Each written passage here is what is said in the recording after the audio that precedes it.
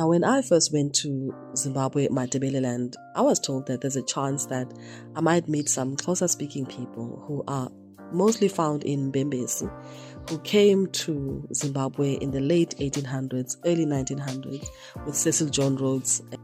So, of course, when I saw this guy and saw the way that he was dressed at the event of Chief Dagamela, I was like, okay, this is a Xhosa Gyan. Let me just go and speak to him and ask him. Anyway, it turns out he is not a Xhosa Gyan. His name is Liberty Ndaba. He was the MC for the event, and he was really wonderful at his job. I'm always fascinated by people who are able to MC large events like Chief Dagamela's event. But if you're still listening, did you know that isiXhosa is one of the 16 official languages of Zimbabwe? Amongst those languages, you'll find Khoisan, Tshivenda, Setswana, Sesotho, Sign Language.